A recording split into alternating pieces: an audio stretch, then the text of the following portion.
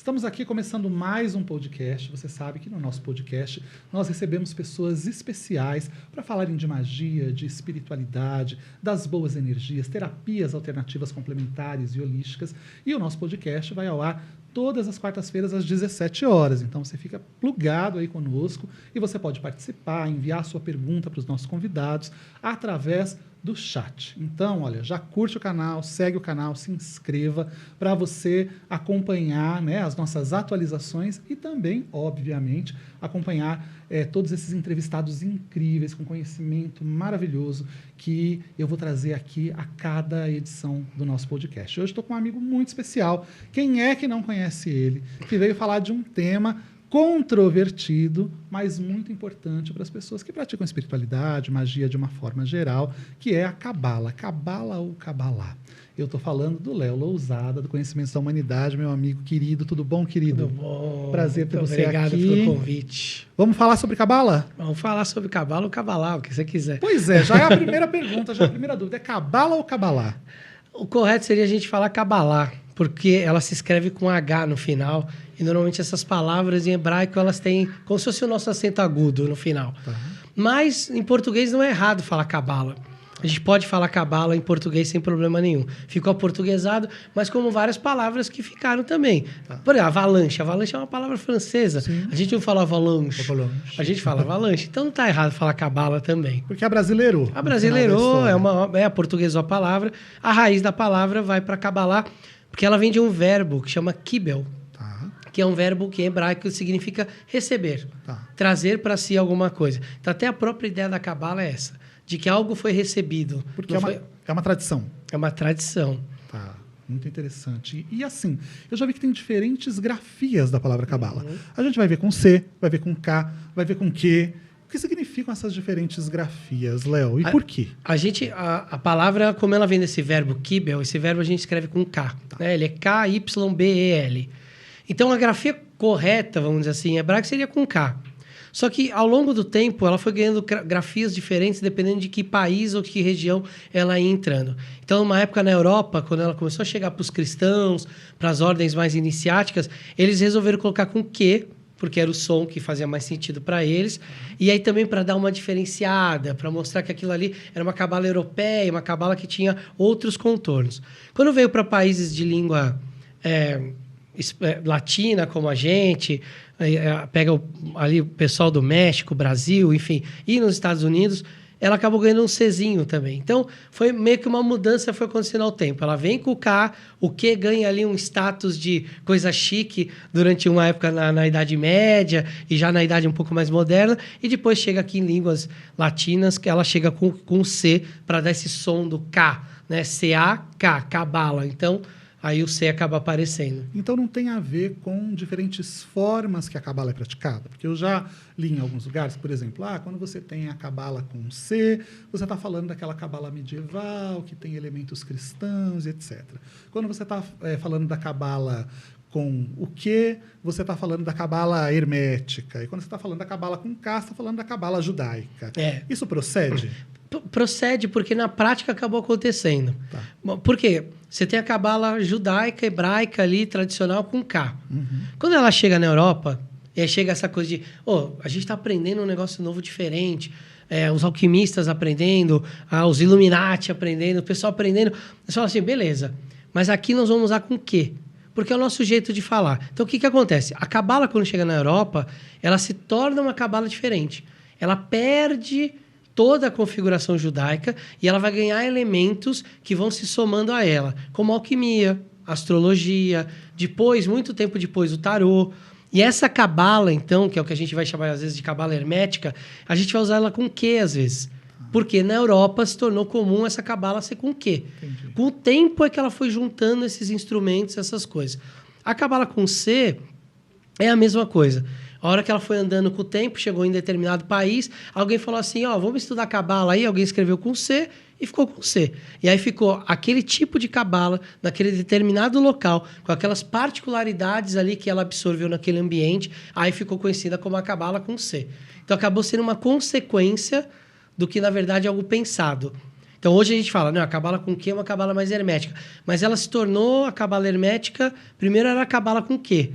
Depois é que os elementos foram se somando, porque era uma coisa que nasceu num ambiente diferente. Entendi. Quando a gente está falando em Cabala, a Cabala acabou se tornando muito conhecida porque alguns artistas começaram a praticar Cabala, como a Madonna, né? E outros artistas aí norte-americanos e também brasileiros.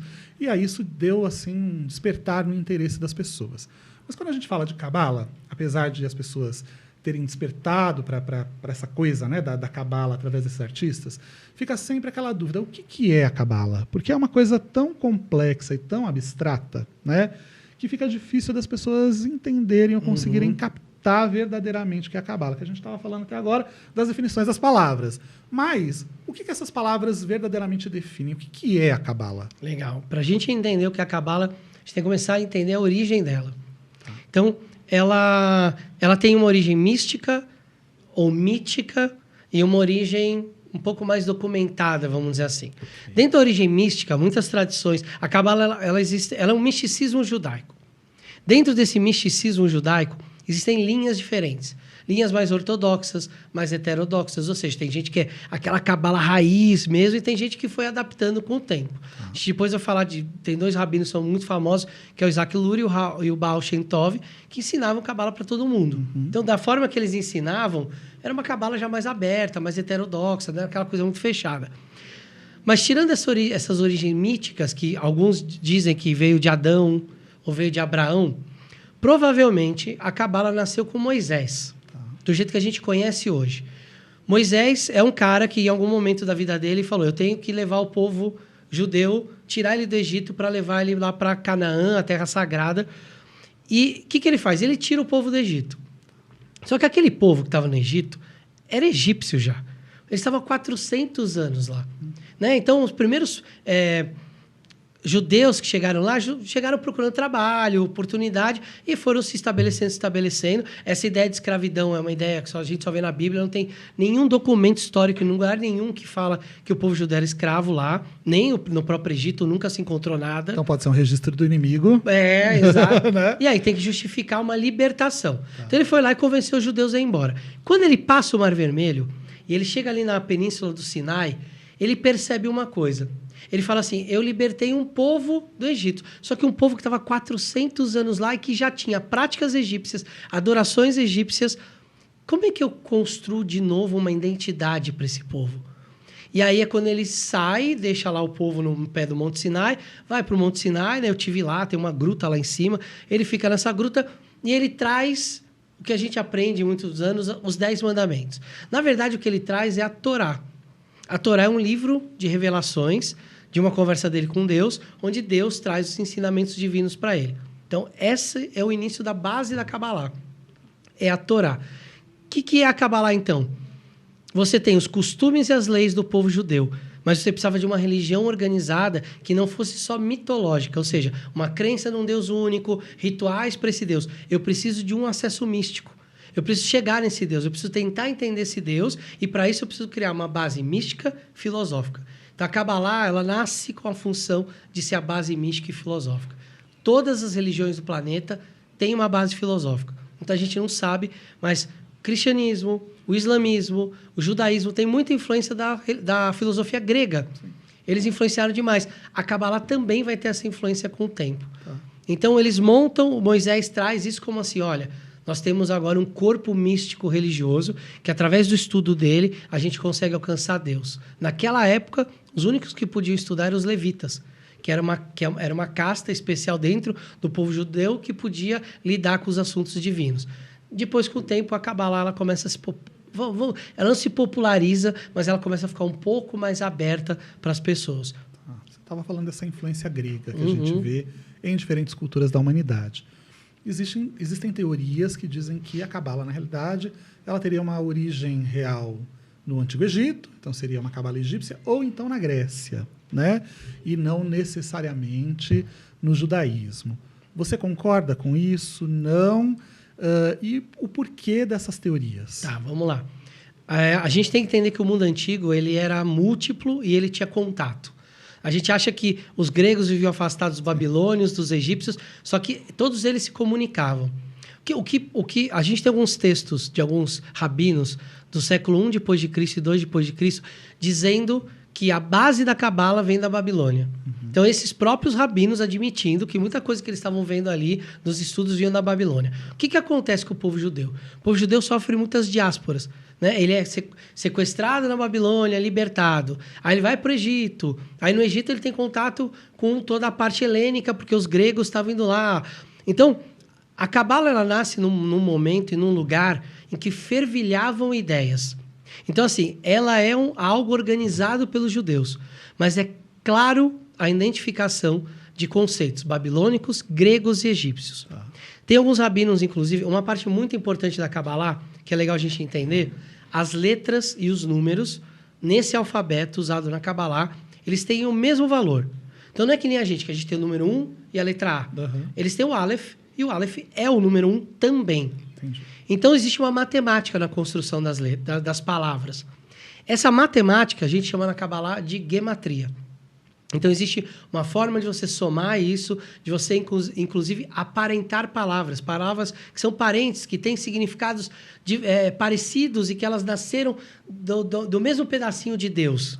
Que é tipo uma numerologia cabalística. Isso. Então, você tem essa numerologia. Muitos rabinos admitem que essa numerologia que influenciou a Kabbalah vem das escolas de mistério pitagóricas. Então, você tem uma alta influência egípcia na Kabbalah, existe, é perceptível com relação a algumas questões. Você pega toda essa parte pitagórica, ela está dentro da Kabbalah, principalmente essa numerologia, e você percebe a influência babilônica na construção da parte mitológica e das percepções das qualidades de Deus que a gente consegue ver através da Kabbalah. E como é que a Kabbalah ela acaba se transformando no que hoje a gente entende como Kabbalah, ou Kabbalah, que tem uma influência hermética, que surge ali daquela fusão com grimórios, daquele fervilhar da magia que está acontecendo ali na Europa naquela época?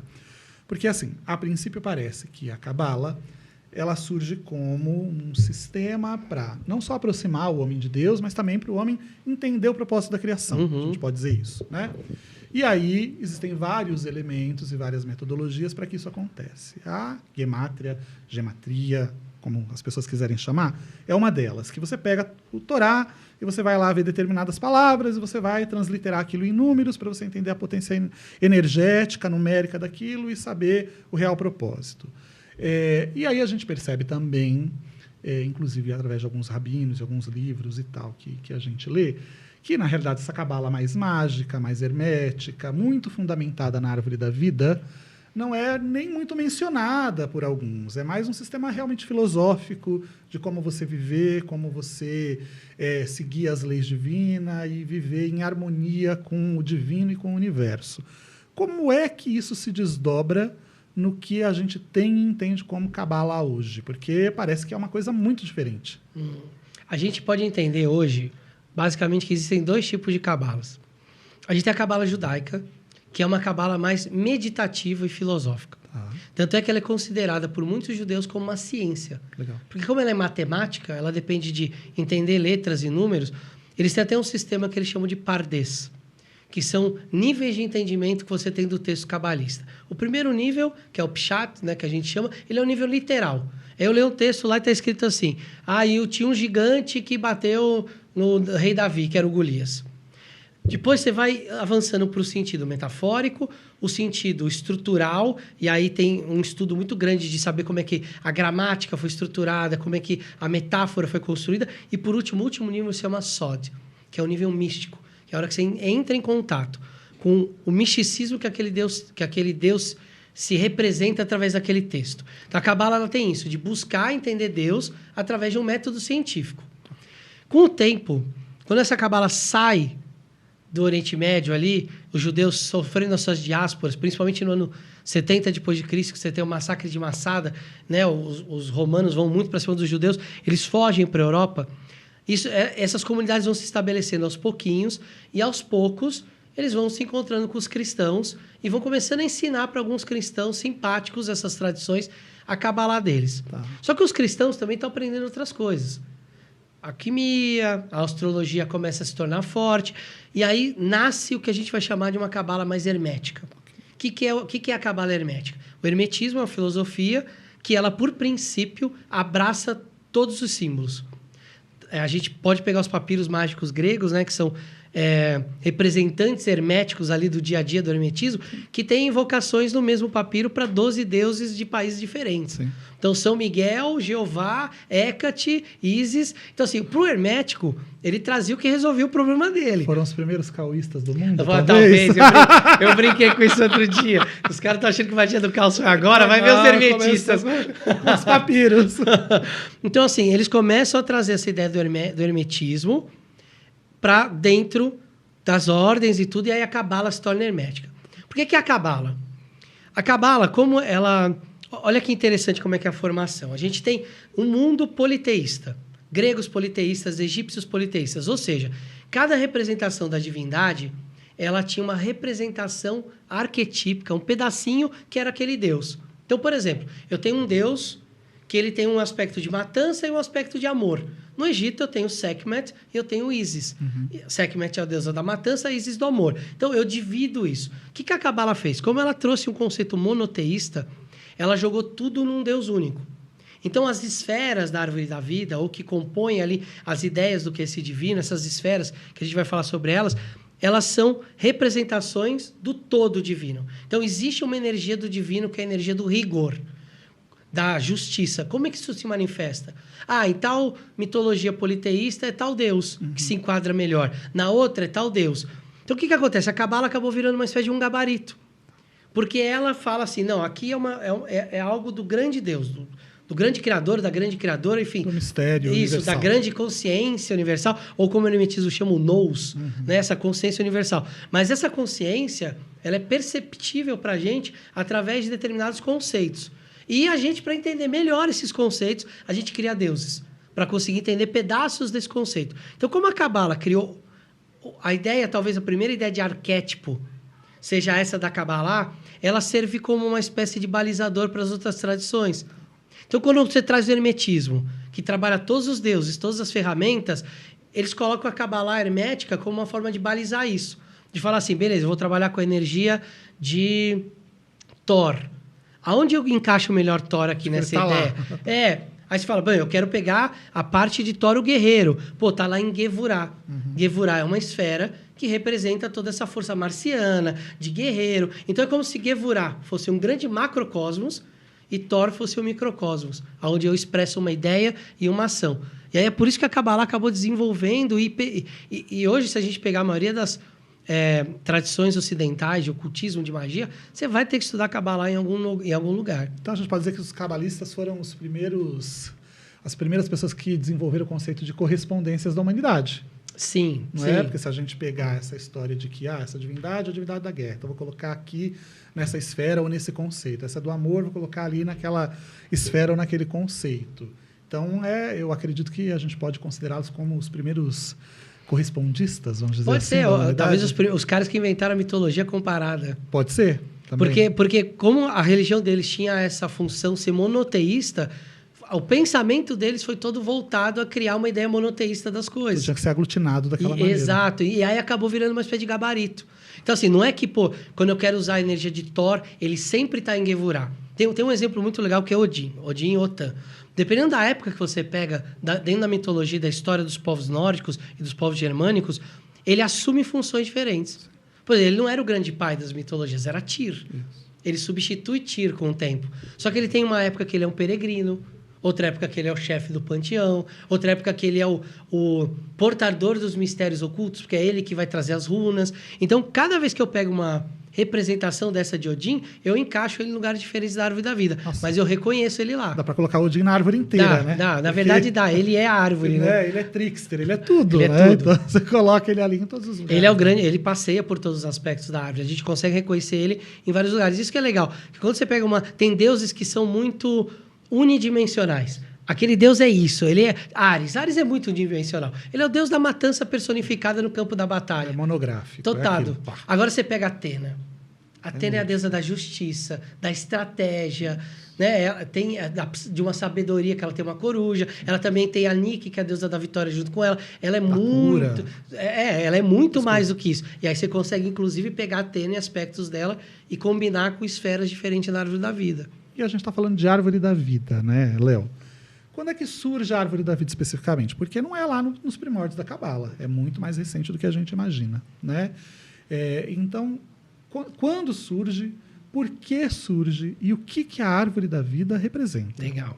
Dentro da Kabbalah, a gente tem o que a gente chama de 10 esferas, que são esferas que representam justamente essas qualidades divinas que nós conseguimos perceber. Para o pessoal que está lá, é tipo frequências. Isso, frequência. Então, por exemplo, tem uma qualidade divina que é o amor.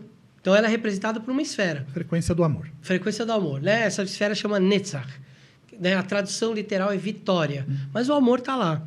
Eu tenho uma outra esfera que é Tiferet. Ela representa tudo que é essencial, tudo que é crístico, tudo que tem a ver com a nossa verdadeira vontade, com o nosso destino no universo. Tudo isso está nessa esfera. Então, essas esferas são tentativas que a gente tem de compreensão de Deus. Além dessas esferas, existem véus.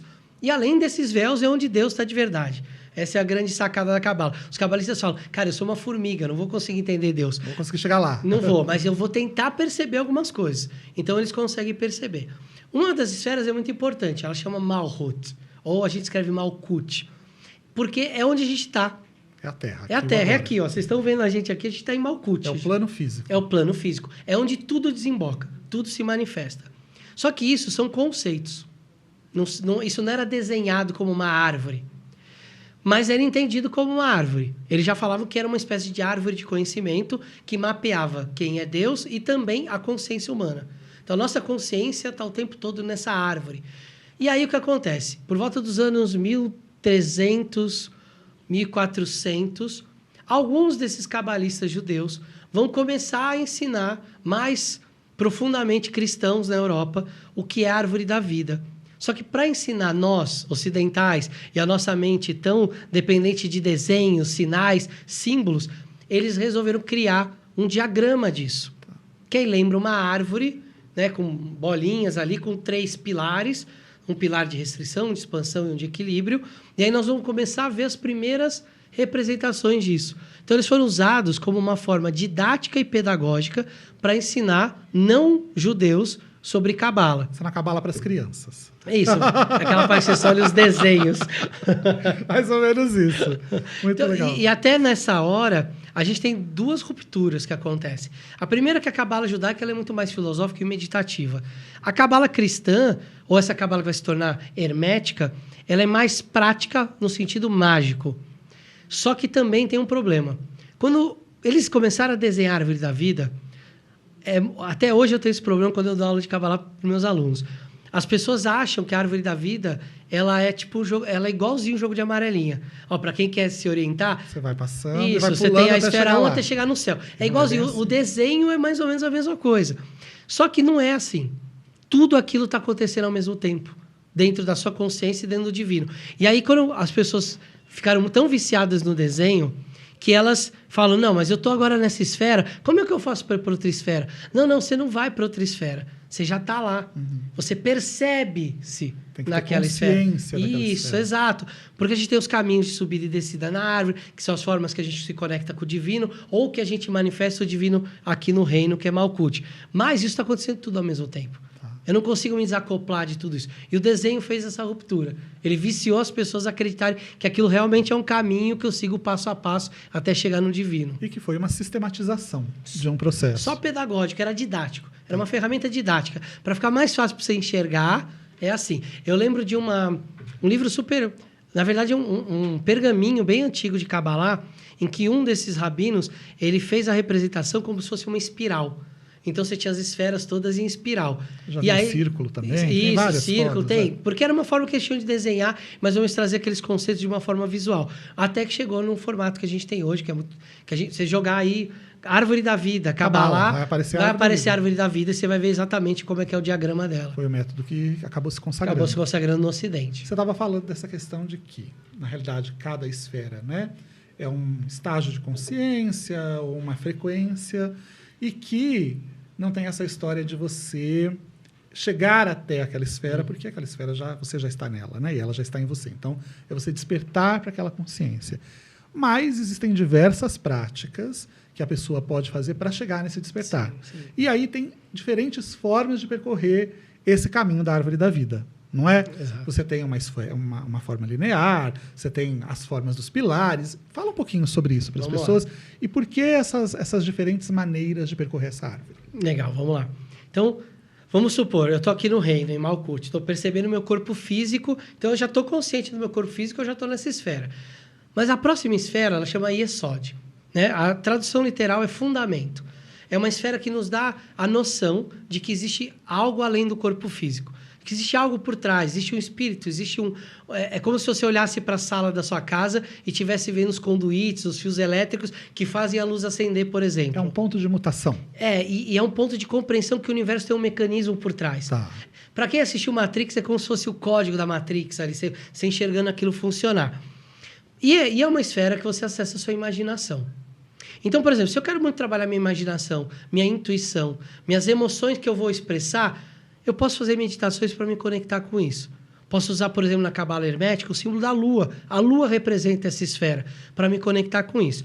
Então, eu estou fazendo o quê? Um caminho de subida da árvore. Eu estou subindo para uma outra esfera para trazer uma energia muito específica que eu preciso para aquele momento.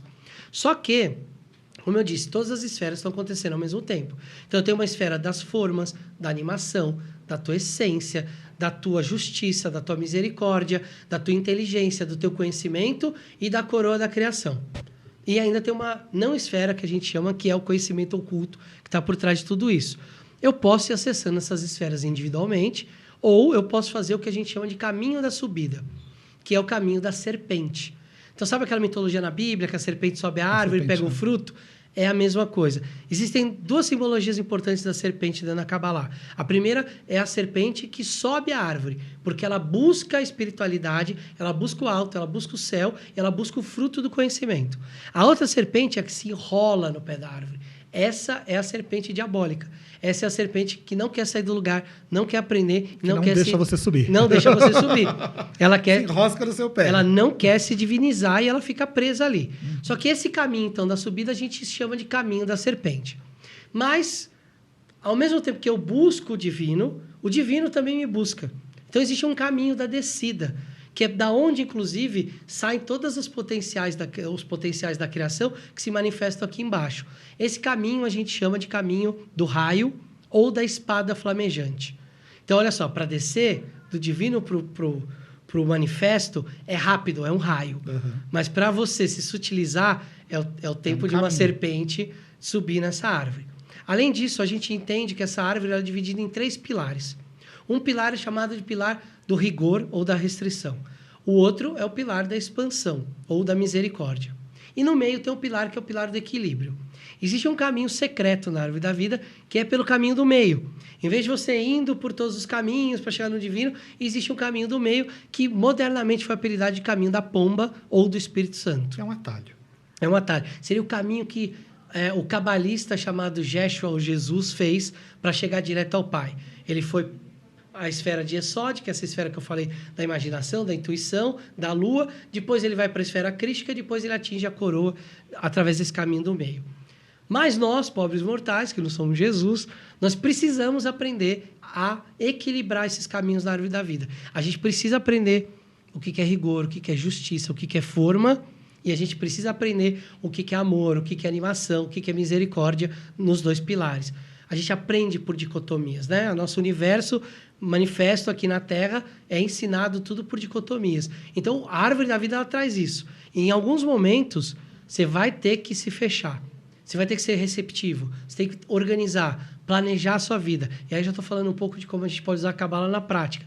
E vai ter momentos que ela vai falar assim, agora é hora de agir, agora é hora de expandir, agora é hora de conquistar. Então, tem horas para você resguardar, horas para você expandir, e o caminho do meio é onde você valida e baliza o que você está fazendo de uma maneira mais equilibrada. Você acha que o caminho do meio é o caminho do homem? Sabe por quê? Porque eu acho que você tem ali, né, os 2 pilares, o pilar passivo, né, receptivo, e o ativo, e você tem o caminho do meio, que é o do equilíbrio. Isso não vem se equilibrar em nós, ou deveria se equilibrar em nós? Você acha que o caminho do meio é o caminho do homem, é o caminho do ser? Ele é, e vou além, hein? Na alquimia, ele é o caminho do mercúrio filosofal. Ele é o caminho do casamento alquímico. E em algumas estruturas alquímicas, a gente também diz que é o caminho da hermafrodita. Então, é o caminho onde o masculino e o feminino se reconciliam. Se fundem, né? Se fundem. Então, quando hoje a gente fala muito de princípio masculino, princípio feminino, é só um símbolo, uma forma de... Na verdade, a gente está falando de uma energia de caos e uma energia de ordem, que se apresenta o tempo todo em tudo, inclusive dentro da gente. Quando a gente reconcilia isso, a gente entende que o caos é tão importante quanto a ordem, vice-versa, a gente casa isso alquimicamente. Então, é o tal do casamento do príncipe com a princesa, que se torna rei e rainha. Então, esse caminho do meio é o caminho do ser integrado. Você está falando uma coisa interessante, que dá para a gente perceber que Cabala em tudo. Numa história, né? Num romance, num mito. Você acha que a Cabala ela tem essa linguagem universal e ela está presente em tudo? Eu acho que a gente tem o Joseph Campbell, quando traz a ideia do monomito, né? Ele populariza a ideia do monomito, ela não é só dele. A gente já vai ver isso no Mircea Eliade. Tem uma outra estudiosa polonesa, que eu sempre esqueço o nome dela, que ela também é muito importante. Ela, inclusive, influenciou o Campbell e o Eliade, que o nome dela é polonês. Sempre esqueço. Dificílimo de falar. Mas essas pessoas começaram a trazer uma ideia de que na psique humana existe um mito único, que é o mito do herói. Que é aquela história da jornada do herói, que a gente já viu pra caramba. Mas quando a gente pega essa jornada, a gente consegue pegar e falar assim, poxa, o herói ele precisa passar por tais processos, ele tem tal pessoa que ajuda ele, tal pessoa que vai contra ele. Quando você joga isso na árvore da vida, você fala, cara, isso encaixa aqui.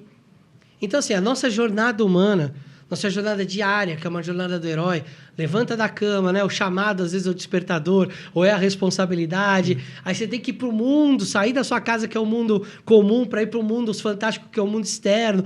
Tudo isso é uma chamado grande... para aventura, chamado né? para aventura. Aí você vai ter lá alguém que vai te ajudar, alguém que vai te prejudicar, alguém que vai te fechar no trânsito. É uma jornada do herói constante. E quando acaba isso, se todo mundo fizesse, deitasse na cama todo dia à noite, parasse e falasse assim, cara, o que eu aprendi hoje? Esse é o elixir da vida eterna. Essa é a pedra filosofal do fim da jornada do herói. Só que quando você joga isso na Kabbalah, encaixa, funciona. Porque a Kabbalah também é um monomito. Só que ela é um monomito mais arquetípico e menos representativo. Então, assim, ela é mais... O arquétipo é aquele símbolo inesgotável. É o que é um protótipo, é o modelo original de tudo. Um deus é uma representação de um pedaço daquilo. Quando você olha para a Kabbalah e joga, você fala, ok, eu estou vendo o herói com todas as suas possibilidades. Eu estou vendo o grande mestre com todas... O ancião, né? O mestre que guia o herói com todas as possibilidades dele. Aí ele pode ser qualquer um. Ele pode ser o Dumbledore, ele pode ser o Gandalf, ele pode ser o Morpheus. Na realidade é, o Merlin, né? ele Está é. desperto para isso. Exato. E a gente volta na questão das esferas. Isso. Né? Que aí a gente alinha nas esferas isso. Então, assim, a Kabbalah é um grande... Às vezes a galera dá uma forçada, né? Pega filme, quer encaixar sempre os personagens do filme. Não é que não encaixa. Encaixa. Mas às vezes é meio forçado. Encaixa perfeitamente. Isso, mas às vezes uma característica... Por exemplo, quem gosta de Harry Potter. Na Kabbalah a gente tem uma esfera, que é Hod, que é uma esfera que fala da forma, da linguagem. E é uma esfera que está no pilar feminino. A Hermione, por exemplo, encaixaria muito bem ali. Ainda o nome dela, Hermione, vem de Hermes. E essa esfera Hod tem como os representantes Hermes. E ela é virginiana, né? E ela é virginiana, é tudo a ver com Hod. Porque cada personagem tem um signo, Tem um né? signo. Aí você vai do outro lado, você tem Netza, que é a vitória, é a animação, é aquela coisa, eu não faço planos, eu faço. O Ron Weasley é a contraparte dela. É justamente as esferas que estão uma do lado da outra. Tem ali um caminho, inclusive, que liga as duas. Então, você vê como esses dois personagens são tão diferentes, mas como eles são complementares. E aí você tem o Harry Potter ali em cima, que é o ser crístico da história. É o escolhido, é o herói. É o grande herói, é o Tiferet. Mas você tem o Voldemort, que seria a esfera de Binah. A Binah é Saturno. E aí não é que ela é má, mas ela te coloca limites. É Soturna. Ela te coloca Saturno, limites. Soturno, ela te desafia, ela te põe limites, ela quer te limitar. Mas você precisa aprender a lidar com os limites, com a restrição. Então é muito legal quando a gente começa a encaixar também, que a gente percebe essas coisas que batem, que conferem. Você fala, pô, que legal, isso aqui tem algo por trás. A psique humana tem um fundamento. E a gente está falando da mente humana, né, no fundo. E no final, tudo isso é Kabbalah prática? O que a gente poderia dizer que é a Kabbalah prática? E como colocar a Kabbalah em prática na nossa vida, no nosso dia a dia? Então, vamos lá. Para um judeu, ele te responderia assim. Seria orando, meditando, jejuando, estudando os textos sagrados. Para nós ocidentais, que estudamos a Kabbalah hermética, o que a gente pode fazer é pegar essas qualidades que estão disponíveis ali, que podem ser compreendidas através de um estudo que tem milhares de anos. Então, entender o que é a misericórdia para a Cabala, que é Hesed. Hesed é uma das esferas que representa a misericórdia. O que é a misericórdia divina? Não a misericórdia humana. Uhum. A misericórdia humana é um arremedo do que é isso. E aí eu vou começar a estudar isso e praticar. Me conecto com isso. Então, por exemplo, na Cabala hermética, o planeta Júpiter está associado a Hesed. Então, eu posso fazer uma magia planetária. Eu vou trazer as energias de Júpiter, vou ver quando o Júpiter está exaltado no céu através da astrologia, para fazer uma magia para falar, Júpiter, me abençoa com essa energia agora da misericórdia. Júpiter também é da abundância, então é uma esfera que traz abundância. Você pode magicamente trabalhar desse jeito. Filosoficamente, é o trabalho de lapidar os seus defeitos.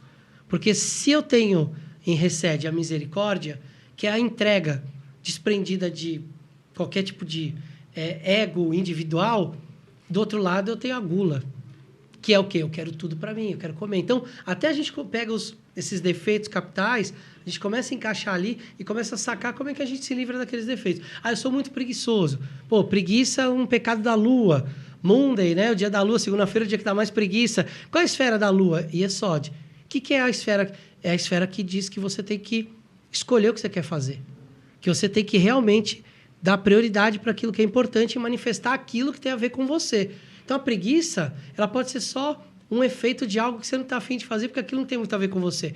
Mas se você encontra um caminho, se você começa a pensar em maneiras de trazer uma ação, uma execução em cima daquilo, essas esferas vão começando a te tirar dessa coisa da preguiça, por exemplo. Outra coisa legal, os 22 arcanos do tarô encaixam nos 22 caminhos da árvore da vida, como as 22 letras da Cabala. Então, eu posso, inclusive, usar arcanos do tarô, arcanos maiores, para, por exemplo, unir duas energias. Eu preciso dessa energia do amor e da beleza, né? Tiferet Netzach. Eu preciso colocar mais amor e beleza nas coisas que eu faço, trazer mais harmonia para a minha vida. Qual é o arcano que liga essas duas coisas? É a morte. Caramba, a morte, Léo, mas a morte é tão pesada. Não, a morte transmuta, a morte transforma. A morte mata o que é feio. A morte tira aquilo que não presta e vai te mostrar o que é belo e o que é amoroso na sua vida. Então, quem faz magia tarológica está fazendo magia cabalística. Também. Né? De certa forma. Pode pegar ali os arcanos que têm a ver com os caminhos e criar um diagrama ou, de repente, colocar numa metodologia específica como uma carta única. Isso. Às vezes você pega, coloca ali para meditar sobre aquela carta naquele dia. Né? Você está fazendo magia prática. Mas existe um tipo de magia que você estava me falando, que é Kishuf, é isso? Kishuf. Que é a magia cabalística específica? Na verdade, é o Kishuf. Você tem a magia cabalística. Vou te dar um exemplo. Tem um túmulo lá em Israel de um rabino que ele era muito famoso por ser casamenteiro. Então, um casal, quando quer casar, um homem ou uma mulher que arruma um companheiro, ele dá 9 voltas em volta da tumba desse rabino. Isso é considerado uma magia cabalista. Como tem o negócio de girar a galinha, que até hoje eles fazem. Tem a Mesurá, que protege casa. Então, você tem uma série de magias dentro da Kabbalah. O Kishuf é o que a gente vai chamar de feitiçaria.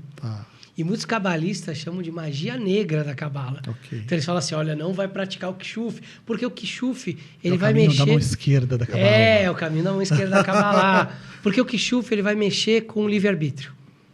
Dentro da Cabala existe uma crença de que o seu destino é mutável. Você pode mudar o seu destino. E o Kishuf é uma ferramenta para fazer isso de uma maneira meio arbitrária. Eu vou te dar um exemplo.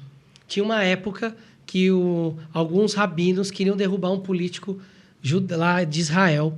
E eles começaram no YouTube a fazer um vídeo todo dia recitando uma prática de Kishuf que era para amaldiçoar o cara. O cara ficou doente e teve que pedir para sair do cargo por causa desse vídeo todo dia passando ao vivo. Os caras ficavam ao vivo fazendo a magia pro cara e o cara se sentiu mal pra caramba e saiu. Se não for a magia, pelo menos é o impressionismo. Né? Então, assim, muitos cabalistas não mexem com isso porque é considerado magia negra para isso, porque ele mexe no livre-arbítrio. Mas é um pecado? Em alguns casos pode ser um pecado que te desvia do teu tikkun, né? Do caminho de Deus. Do caminho de Deus. Fala um pouquinho do tikkun. Eu fiquei sabendo esses dias que na minha vida passada eu era ariano. Acho que é isso. Não, Libriano. Libriano também. Olha aí. Fala sobre isso pelo Ticum. Tem um livro que chama, acho que inclusive, Astrologia Cabalística, que tem lá todos os Ticuns. Que não é só isso, mas inclui isso. Fala para o pessoal o que é Ticum.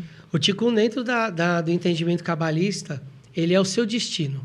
E aí, dentro da ideia do seu destino, você recebe qualidades e defeitos que você precisa trabalhar. Muito parecido com o conceito original do karma indiano, que você tem coisas que, conforme você vai agindo, vai te gerando consequências. Então, o Ticum, ele é um pouco disso. Ele é o seu destino, é o que você está destinado, só que você recebe... É como se você recebesse um pacote de qualidades. Ó, você vai nascer com esse signo, porque isso vai te ajudar com isso. Você vai nascer com essa personalidade, porque isso vai te ajudar a fazer o que você precisa fazer. Mas você vai nascer com esses defeitos também. Sim. Porque é isso que vai fazer, vai contrabalancear para você ter um aprendizado.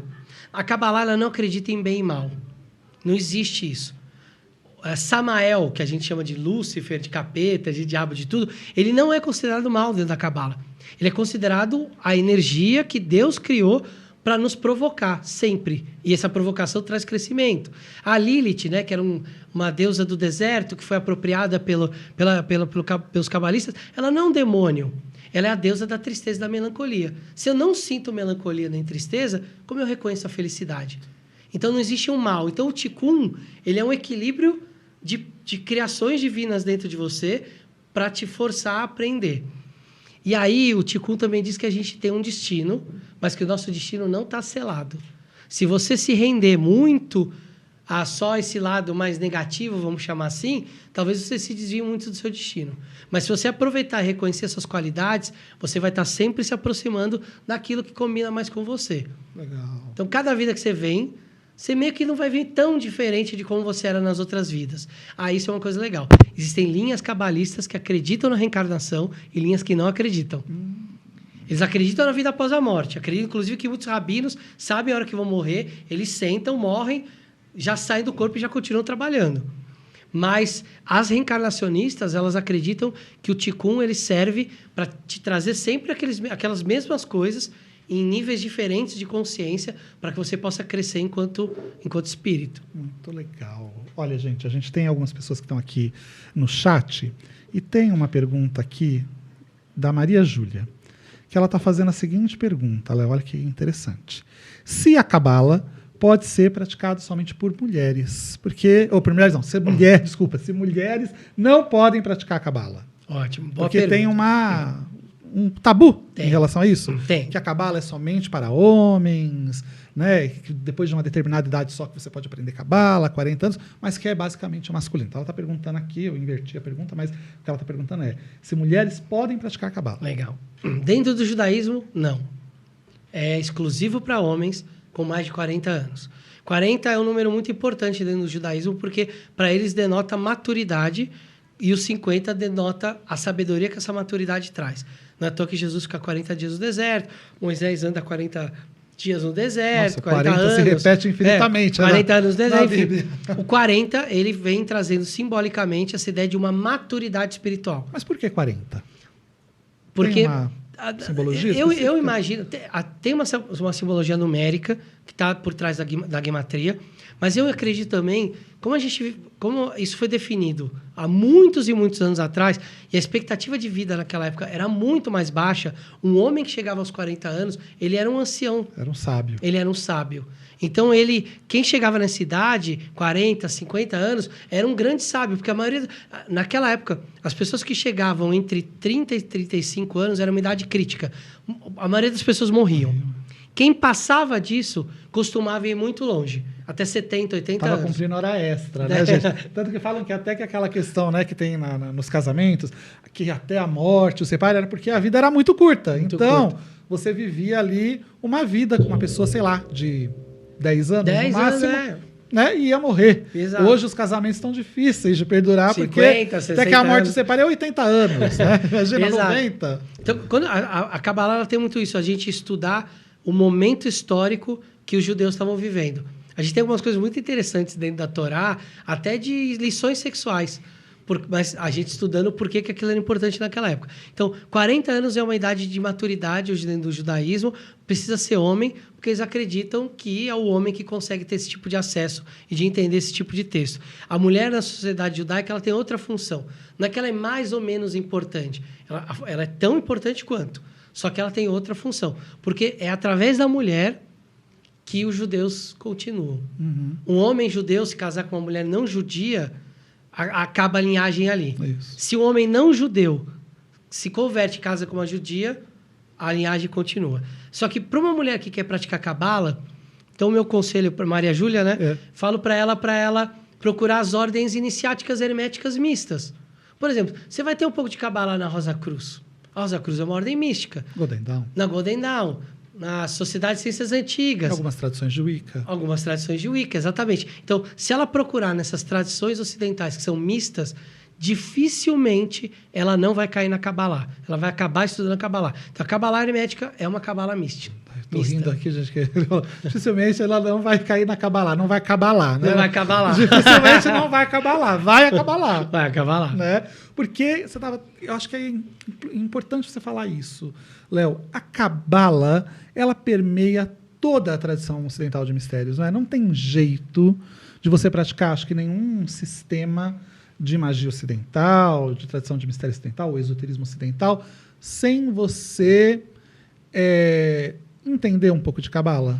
Tem muita gente que não gosta de ouvir isso, porque acha que quando a gente fala isso, a gente está colocando a Kabbalah como o centro das coisas ou a coisa mais importante. E supervalorizando. Isso. Não é essa a ideia. É só a gente entender que ela é uma ferramenta muito útil e muito funcional. Então, se eu já tenho uma baita ferramenta útil e funcional, para que eu vou ficar pegando outras e tentando adaptar?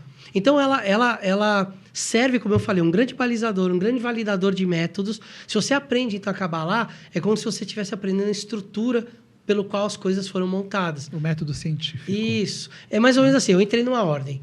Tô afim só de curtir a parte mística, não quero saber de como é que as coisas são feitas. Talvez você não precise estudar Kabbalah. Talvez em algum momento alguém vai te perguntar, nesse grau aqui tem isso que você tem que aprender.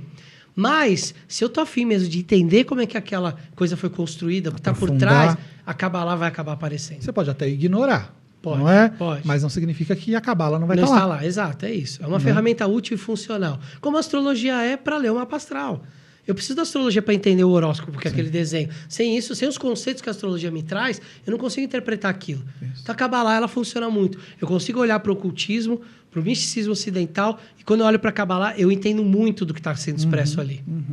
Tudo acaba tendo a mesma linguagem, não é? No final das contas. Então, se você sabe bem um método cabalístico, se você entende bem de Kabbalah, fica mais fácil de você se apropriar de um determinado sistema, entender um determinado sistema. Exato. Seria um caminho mais dificultoso. Exato. Né? E até para depois, com o tempo que você aprende um sistema, começa a aprender a fazer suas magias, suas próprias coisas, você fala, ok, eu já entendi, eu quero agora criar um método meu com coisas que funcionam para mim. Pô, a Kabbalah pode ser essa ferramenta que vai tornar o seu sistema útil e funcional.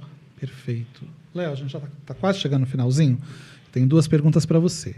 Essa agora é: como é que as pessoas podem fazer para aprender Kabbalah? Qual é o caminho? Né? E depois eu quero que você fale um pouquinho do canal, de você, dos cursos, de tudo que está rolando. Então vamos lá. Existem alguns caminhos para aprender Kabbalah. Talvez o mais tradicional seja procurar um rabino que esteja disposto a ensinar. Alguns estão dispostos a ensinar não judeus. Existem rabinos que fazem cursos, ou procurar uma sinagoga. Muitas vezes na sinagoga você consegue acessar um rabino que faça isso, ou ele vai te indicar, eu não faço isso aqui, mas tem uma sinagoga não sei onde que faz. Esse é um dos caminhos. Outro é procurar... por exemplo, o nosso canal, a gente trabalha com isso, a gente tem um curso de Kabbalah. Então, assim, tem pessoas que têm cursos de Kabbalah. Alguns rabinos, inclusive, que fazem cursos abertos de Kabbalah hermética. Então, assim, procura daquele jeito. Vai ver para que essa pessoa ensinou, aonde ela aprendeu a Kabbalah dela, quanto tempo ela está fazendo isso. Então, eu acredito que um primeiro caminho seja fazer uns cursos básicos. O que são as esferas, os caminhos? Tem o livro da Dion Fortune, Kabbalah Mística, clássico, que eu sempre indico, né? Mas eu sempre falo assim, estuda um pouquinho antes de você entrar no livro dela. Porque você não vai entender nada. Não, talvez, vai ter muitas horas ali que você vai travar palavras estranhas, conceitos estranhos para você. E é um livro antigo também. É um livro, né? um livro que tem mais 100 anos, a gente está falando de um livro que tem uma linguagem mais arcaica. Então, um bom caminho é esse. Quando você avançar muito, aí você vai conseguir entrar em textos mais profundos de cabalistas ou o Zohar. que é o livro do esplendor, é o livro que tem a cabala ali da Torá descrita, ou Sefer Yetzirah, que é um livro muito bom, meditativo, com práticas, com filosofias que trazem aplicação prática. Esse acho que é um caminho natural que todo estudante acaba fazendo. Ou uma ordem. Ou uma ordem que vai ter a cabala lá dentro, exato. Mas aí pergunta, né? Sim. Não vai entrar na ordem e falar assim, deve ter. Não, vai ter, vou entrar. Fala, gente, em algum momento a gente vai ver a cabala. Qualquer ordem iniciática, ela vai te responder isso. Sim. Ela vai falar, tem. Ela não vai te falar como, não vai te ensinar, mas ela vai falar, não, tem. Você vai estudar isso em determinado ponto. Você fala, beleza, é isso que eu estou procurando. Perfeito. E, Léo, e o canal? Convido o pessoal para conhecer o canal, se inscrever no seu canal Conhecimentos da Humanidade, que é super conhecido, né, gente? Dispensa apresentações, um canal maravilhoso para você que quer entender mais sobre espiritualidade, esoterismo, ocultismo, magia, de uma forma geral. Se você não segue o canal Conhecimentos da Humanidade, siga agora. Vá lá. Quase impossível, né? Não seguir, porque todo mundo que gosta de magia está lá. Mas se porventura você caiu aqui de paraquedas, não entende muito, ou de repente nem é uma pessoa que vê muito YouTube, vai lá no YouTube e procura Conhecimentos da Humanidade, tem conteúdo direto, porque você posta conteúdo quase todo dia lá, né? A gente posta, são 4 vídeos por semana no canal. O canal existe desde 2015 e tem vídeos de tudo que vocês possam imaginar de magia, de ocultismo, de religiões, de filosofia, de psicologia, de misticismo, de tudo. A gente abarca isso dentro do canal, até por isso que a gente deu esse nome, Conhecimentos da Humanidade, para poder falar de bastante coisa. Então, vocês vão encontrar lá uma série sobre as cruzadas e uma série sobre os 22 arcanos maiores do tarô. Legal. Tudo isso convive muito bem lá dentro do canal. Então, no YouTube, Conhecimentos da Humanidade, no nosso Instagram tem o @oficial CDH, CDH de Conhecimentos da Humanidade, a abreviação, e acho que são as nossas 2 principais redes sociais. A gente está sempre fazendo lives de terça e quarta-feira. Ontem entrevistamos o Eduardo Bueno, o Peninha. Então, foi bem legal. Terça-feira, agora falando sobre nossa viagem. A gente acabou de voltar do Egito. E segundas e sextas são os nossos vídeos gravados, que são conteúdos que a gente pesquisa bastante para colocar no canal. Então, faço o convite para você assistir os vídeos. Tem muito material lá. Acho que tem mais de 600, 700 vídeos postados. Tem muito conteúdo, dá para você maratonar por meses aí no nosso canal. E também tem os cursos, não é? Que vocês oferecem. Fala um pouquinho, aliás, começou agora recentemente um de Cabala, não é? Ou vai começar? Isso, é. A gente tem 14 cursos lançados de interpretação de sonhos, mitologia nórdica, Jung, introdução à Cabala, Cabala intermediária, astrologia, tarô, enfim, tem vários assuntos desses que a gente gosta nesse meio místico. É só acessar o cdh.tv.br. Lá a gente vai ter 2 lugares legais para você conhecer. Os dos cursos e outros das viagens. Porque a gente monta viagens para levar o pessoal para a Índia, para o Egito. A gente foi para o Egito agora, né? De novo. Já acompanhei. E vamos de novo em novembro, hein? Gente, olha que delícia. Dá tempo do pessoal? Dá tempo. Ir? Novembro a gente tem só 2 vagas, então corram. Corre. Mas a gente abriu agora também uma viagem para abril do ano que vem. Então também você está interessado, se o sonho é ir para o Egito, quer ir com segurança, quer ir com guia, que entende a história, ainda comigo e com o Bruno, que a gente ainda faz a parte de autoconhecimento lá, é uma baita oportunidade. E logo, logo nós vamos fazer uma viagem para Salem, não é? Vamos lá visitar a cidade das bruxas no Halloween, né? Estamos nos organizando para fazer isso da melhor forma possível, né, Léo? E aí eu vou estar viajando com Conhecimentos da Humanidade. Muito bom, vamos fazer umas bruxarias no Halloween lá. Muita magia, e se divertir muito, porque o lugar é incrível na época do Halloween, né? Muito bom. É para a gente extravasar todas as nossas energias e fazer as nossas fantasias, ir para os bailes e também praticar magia, né? Aliás, olha, tem encontros muito especiais que vão acontecer nessa viagem, que vale a pena para quem quer ir, por favor. Vá, porque é uma oportunidade única de conhecer bruxas de verdade. Exato, e indo com a gente ainda. Na terra das bruxas. Indo com a gente ainda. Melhor ainda. Melhor ainda. Léo, querido, quero agradecer por você ter vindo. Obrigado. Viu? Volte sempre para a gente falar sobre outros temas. Porque o Léo, gente, ele é uma enciclopédia mágica com 2 pernas. Então, tudo que você puder imaginar desse universo da magia, do ocultismo, o Léo, ele conhece, ele é um estudioso profundo e dedicado a esses temas todos, né? A esses saberes universais da humanidade. E eu quero trazê-lo outras vezes para a gente falar sobre hermetismo, que eu sei que é um tema que ele gosta muito. Eu adoro hermetismo. Né? Eu também. Então, a gente vai ter um podcast aqui bem interessante para quem quer entender um pouquinho mais o que é o hermetismo. Que, assim como a Cabala, é extremamente mal compreendido e as pessoas pensam que não é prático, mas é. É muito prático. né? Muito prático. Então já fica o convite. Boa. Tá bom? Já está aceito. Obrigado, Léo. Prazer, viu? Obrigado, ter valeu. você aqui. Obrigado pelo convite. Obrigado eu. E a gente vai ficando por aqui, mas você já sabe, todas as quartas-feiras, às 17 horas, a gente está aqui sempre com um convidado especial. E olha, se você ainda não seguiu o canal, não curtiu, não se inscreveu, por favor, faça isso agora, para você sempre receber as notificações e saber quando a gente traz aqui uma pessoa especial para trazer esses saberes para você. A gente vai ficando por aqui. Até semana que vem. Tchau, tchau.